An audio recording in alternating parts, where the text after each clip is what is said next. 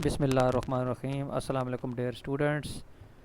Today my lecture is on solution of system of non-homogeneous linear equations. Previous video पर हमने discuss किया था कि solution of system of homogeneous linear equations को हमने कैसे सॉल्व करना है, और आज हम नॉन होमोजीनियस सिस्टम पर बात करते हैं। तो सबसे पहले हमें पता हो कि नॉन होमोजीनियस लीनियर इक्वेशन क्या होती हैं, और फिर जब एक से ज़्यादा इक्वेशंस आ जाएंगी तो वो सिस्टम क्या होता है। तो define non homogeneous linear equation in two variable. The equation ax plus by which is equal to k is called non homogeneous linear equation in two variable। जैसा कि उसमें था ax plus by which is equal to 0, यानी वहाँ हमारे पास k की value क्या थी, 0 थी। यहाँ हमारे पास कोई भी नंबर k जो है वो नॉन ज़ीरो होगा, तो हमारे पास ये जो इक्वेशन होगी वो नॉन होमोजीनियस होगी। इसी तरीके से जब इस तरह की दो इक्वेशन आ जाएंगी तो हमारे पास वो क्या कहलाएगा, सिस्टम कहलाएगा। जैसा कि आपके पास सिस्टम दिया हुआ है a1x प्लस b1y बराबर है k1, a2x प्लस b2y बराबर है k2, यानी k1 और k2 आपके पास नॉन ज़ीरो हैं। और इसमें ज़रूरी नहीं है कि दोनों नॉन ज़ीरो हों। अगर k1 ज़ीरो है तो k2 नॉन ज़ीरो होगा, और अगर k1 नॉन ज़ीरो है तो k2 ज़ीरो होगा, या दोनों भी नॉन ज़ीरो हो सकते हैं, लेकिन दोनों ज़ीरो नहीं हो सकते, क्योंकि अगर दोनों ज़ीरो हो गए तो आपके पास सिस्टम होमोजीनियस बन जाएगा। तो इसमें दो इक्वेशन है और इसमें दोनों जो हैं कांस्टेंट आपके पास नॉन ज़ीरो हैं, तो हमारे पास ये सिस्टम क्या कहलाएगा, नॉन होमोजीनियस। इसी तरह आपके पास तीन इक्वेशन में आ जाता है तो आपके पास वो भी नॉन होमोजीनियस सिस्टम होगा, अगर k1 k2 k3 जो है ये नॉन ज़ीरो नंबर हों। अब जैसा कि किसी भी सिस्टम को हम मैट्रिक्स फॉर्म में लिख सकते हैं, तो हम इसमें इस सिस्टम को अभी सबसे पहला काम ये करेंगे कि मैट्रिक्स फॉर्म में लिखेंगे। तो उसके पास कोफिशिएंट मैट्रिक्स क्या बनेगी, a11 a12 a13 a21 a22 a23 a31 a32 a33, और x1 x2 x3 से मल्टीप्लाई जब होंगे तो वही सिस्टम आएगा। बराबर किसके है, b1 b2 b3। इसमें एक कोफिशिएंट मैट्रिक्स है, x अननोन वेक्टर्स है, और b जो है वो b1 b2 और b3 है। इसमें b जो है वो नॉन ज़ीरो होता है, तो आपके पास जो सिस्टम बनेगा वो ax बराबर है b बनेगा। अब हमारे पास ये मैट्रिक्स जो है ये मैट्रिक्स ऑफ कोफिशिएंट है, और दूसरी मैट्रिक्स होगी ऑगमेंटेड मैट्रिक्स, जिसको हम ए बी से डिनोट करते हैं। और उसमें क्या होता है कि आपके पास जो कोफिशिएंट मैट्रिक्स है उसके तीन कॉलम होते हैं, तो उसमें जो चौथा कॉलम है वो हम b1 b2 b3 यानी इस वेक्टर का बनाते हैं। क्योंकि जब हमने ऑगमेंटेड मैट्रिक्स बनानी है तो ज़ाहिर बात है जब नॉन होमोजीनियस सिस्टम होगा तो हम ऑगमेंटेड मैट्रिक्स ही चेक करेंगे, क्योंकि अगर मैं फ़र्ज़ करें मैट्रिक्स कोफिशिएंट बनाता हूँ और बी उसमें शामिल नहीं करता, तो जब रोज़ को इंटरचेंज करूँगा तो रोज़ तो इंटरचेंज हो जाएंगी, लेकिन आपके पास बीज जो हैं वो अपनी पोजीशन पर ही रहेंगे, तो इसका वजह से जो इक्वेशंस हैं वो गलत हो जाएंगी। तो इसका मतलब है जब हमने अगर नॉन होमोजीनियस सिस्टम है तो आपने ऑगमेंटेड मैट्रिक्स ही हमेशा बनानी है, और अगर आपके पास होमोजीनियस सिस्टम है तो आप चाहे कोफिशिएंट मैट्रिक्स बना लें और चाहे ऑगमेंटेड मैट्रिक्स बना लें, दोनों में जो रिज़ल्ट है वो सेम होगा।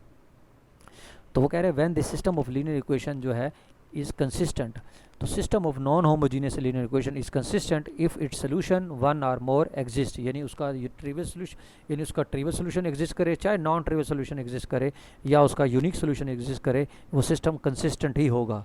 और एक सिस्टम होता है इनकंसिस्टेंट, यानी जिसका सोल्यूशन एग्जिस्ट ही नहीं करता।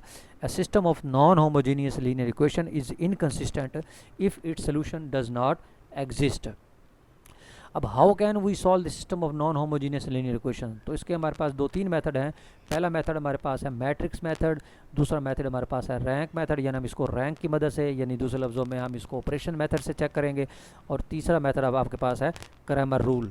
तो ये आपके पास नॉन होमोजीनियस सिस्टम को सॉल्व करने के मेथड है। वैसे तो हमारे पास और भी मेथड्स हैं, लेकिन इस लेवल पर एफएससी लेवल पर आपके पास जो मेथड हैं वो सिर्फ इन तीन मेथड्स को उन्होंने डिस्कस किया। तो पहला मेथड है आपके पास मैट्रिक्स मेथड। तो मैट्रिक्स मेथड में ये है, यानी इसको हम इन्वर्शन मेथड भी कहते हैं। यानी इन्वर्शन मेथड का मतलब है कि इसमें हम इन्वर्स यूज़ करेंगे मैट्रिक्स का।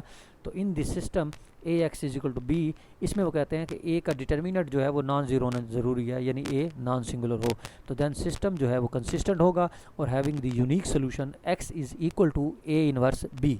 यानी आप सबसे पहले इस मैट्रिक्स का इन्वर्स कैलकुलेट करेंगे ए का, और फिर उसको ए का इन्वर्स कैलकुलेट करने के बाद बी से जब मल्टीप्लाई करेंगे तो आपके पास वो अननोन वेक्टर्स, यानी आपके पास सोल्यूशन उस मैट्रिक्स का, यानी उस सिस्टम का जो है सोल्यूशन एग्जिस्ट हो जाएगा, यानी और हम फाइंड कर लेंगे X is equal to A inverse B से।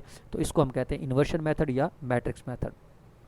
तो इसके अंदर कंडीशन है कि यूनिक सोल्यूशन कब एग्जिस्ट करेगा, उसके लिए क्राइटेरिया होता है कि आपके पास rank of matrix of coefficient, rank of A और रैंक ऑफ ए बी जो है रैंक ऑफ ऑगमेंटेड मैट्रिक्स, ये दोनों बराबर हैं होने चाहिए, तब हमारे पास सिस्टम जो है वो कंसिस्टेंट होता है। रैंक ऑफ ए और रैंक ऑफ ए बी जो है अगर बराबर हो गए नंबर ऑफ अननोन वेरिएबल के, तो हमारे पास सिस्टम कंसिस्टेंट होगा। और अगर रैंक ऑफ ए है रैंक ऑफ ए बी के बराबर ना हुआ, यानी रैंक ऑफ ए और रैंक ऑफ ए बी अगर दोनों मुख्तलिफ आ गए, तो उसे हम कहते हैं सिस्टम इनकंसिस्टेंट है, यानी उसका सोल्यूशन एग्जिस्ट नहीं करेगा। और अगर rank of A less than हो गया एन से, या रैंक ऑफ ए बी जो है वो लेस देन हो गया एन से, number of unknown of variable से, तो तब हम कहेंगे सोल्यूशन जो है वो नॉन ट्रिवियल सोल्यूशन जो है वो कंटेन कर रहा है। तो दूसरा मेथड आपके पास है रैंक मेथड। रैंक मेथड का मतलब है मतलब ऑपरेशंस मेथड।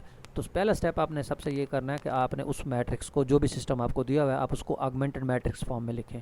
तो आपने उसकी ऑगमेंटेड मैट्रिक्स बनाई। दूसरे स्टेप में है कि reduce the augmented matrix to the echelon form और रिड्यूस एचिलॉन फॉर्म, यानी आपने उसको एचिलॉन फॉर्म या रिड्यूस एचिलॉन फॉर्म में कन्वर्ट किया। तीसरे स्टेप में आपने केस फॉलो करने हैं कि अगर आपके पास ए का डिटर्मिनेंट नॉन ज़ीरो है, यानी नॉन सिंगुलर है, तो ये कैसे पता लगेगा नॉन सिंगुलर है? तो नॉन सिंगुलर को तो तब पता लगेगा ना, अगर आपके पास, जब हमने एचिलॉन फॉर्म बनाई है, तो उसके अंदर जितनी नंबर ऑफ़ रोज़ हैं, आपके पास number of non zero rows भी उतनी ही आनी चाहिए, यानी उसमें कोई भी रो ज़ीरो ना हो। तो तब हमें पता लग जाएगा कि मैट्रिक्स का जो सिस्टम है, यानी सिस्टम की जो मैट्रिक्स कोफिशिएंट है वो नॉन सिंगुलर है। तो उस पर लिए कंडीशन है कि ये कंसिस्टेंट कब होगा, उसमें यह है कि रैंक ऑफ ए जो है वो रैंक ऑफ ए बी के बराबर हो, और रैंक ऑफ ए जो है वो नंबर ऑफ अननोन वेरिएबल्स के भी बराबर हो। दूसरे केस में है कि अगर आपका डिटर्मिनेंट ज़ीरो हो जाता है, तो अगर आपका डिटर्मिनेंट ज़ीरो हो जाता है तो इसका मतलब है कि उसमें से कोई एक रो ज़ीरो हुई है, उसमें से कोई एक रो ज़ीरो हो गई है। तो अगर कोई एक रो ज़ीरो हुई है तो उसका रैंक ऑफ ए जो है वो नंबर ऑफ वेरिएबल से छोटा होगा, तो सिस्टम तो कंसिस्टेंट करेगा लेकिन नॉन ट्रिवियल सॉल्यूशंस कंटेन करेगा।